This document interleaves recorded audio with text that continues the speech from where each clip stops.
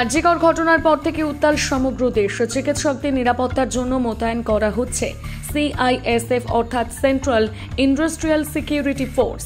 যে আরজিকর হাসপাতাল দীর্ঘদিন রাজ্য পুলিশের নিরাপত্তার আওতায় ছিল, হঠাৎ নৃশংস এই ঘটনার পর সেই হাসপাতালের চিকিৎসক ও কর্মীদের নিরাপত্তার জন্য মোতায়েন করা হচ্ছে এবার সিআইএসএফ।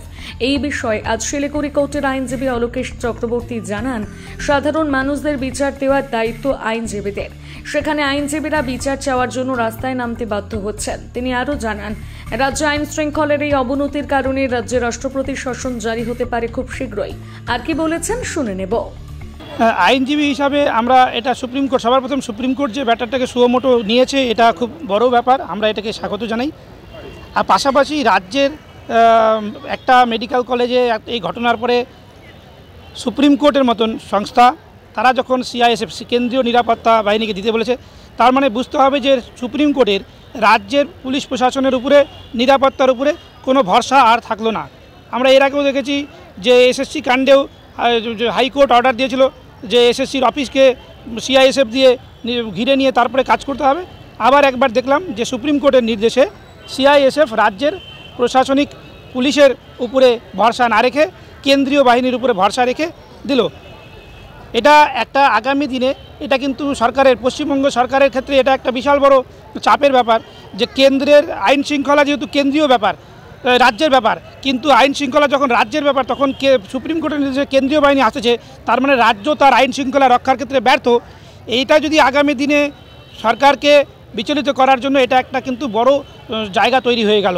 না, সুপ্রিম কোর্ট এই কোশ্চেনটা করতেই পারে যে কেন দেরি হয়েছে। সুপ্রিম কোর্ট সর্বোচ্চ আদালত, তার ইসা আছে, কিন্তু আইনজ্ঞ হিসাবে আমরা এটা বলতে পারি যে একটা ঘটনা ঘটার পরে তার কিছু পার্শ্ব প্রতিক্রিয়া থাকে এবং সেই জায়গায় দাঁড়িয়ে বিভিন্ন ঘটনা যখন মেডিকেলের অধ্যক্ষ যখন সমস্ত ঘটনাকে পুঙ্খানুপুঙ্খভাবে জেনে তারপরে এফআইআর করবে, এফআইআর করেছে এবং সেক্ষেত্রে ডিলে হয়েছে কিনা সেটা আইনের পরিভাষায় যদি বলা যায় যে 24 ঘন্টা পর্যন্ত একটা ঘটনা ঘটার পরে করা যায়, কিন্তু এই ঘটনায় অধ্যক্ষের আরও দ্রুততার সঙ্গে সঠিকভাবে এফআইআরটা সঠিক সময়ে করা উচিত ছিল।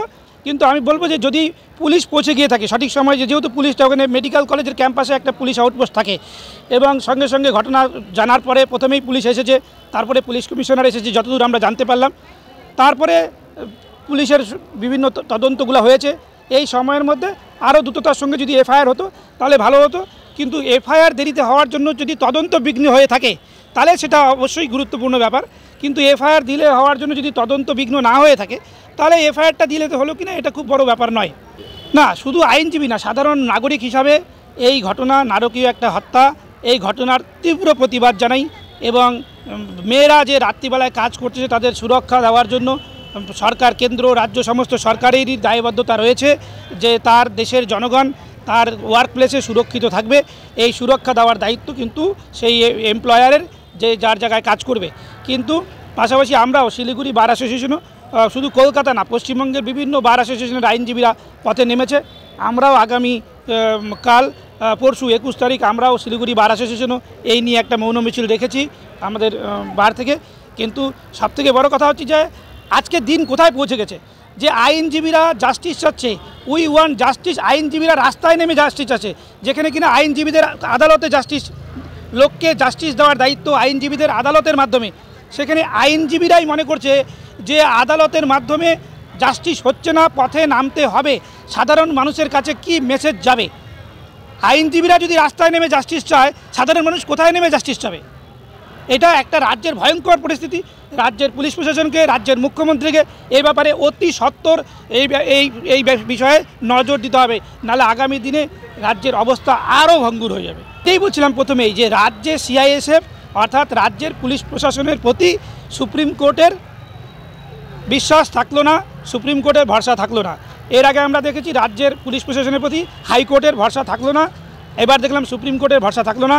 এরপরে কোনো দিন একদিন দেখতে পাবো যে রাষ্ট্রপতিরও ভরসা থাকলো না, রাজ্যপালেরও, রাজ্যের আমরা দেখতে পাচ্ছি প্রতিদিন রাজ্যপাল আর রাজ্যের সংঘাত, রাজ্যপালের সঙ্গে রাজ্যের যে সংঘাত, তার পরিস্থিতি কোনো দিন আমরা দেখতেই পারি যে হঠাৎ করে যে রাজ্যের পুলিশ প্রশাসনের প্রতি, রাজ্যের প্রশাসনিক ব্যবস্থার প্রতি রাজ্যপাল এবং রাষ্ট্রপতির কোনো ভরসা থাকলো না এবং যে কোনো সময় যে রাজ্যে আইন শৃঙ্খলা অবনতির কারণে দেখা গেল পুরো রাজ্যেই কেন্দ্রীয় বাহিনী নেমে গেল এবং রাজ্যের ক্ষমতা থেকে রাষ্ট্রপতি শাসন জারি হয়ে গেল।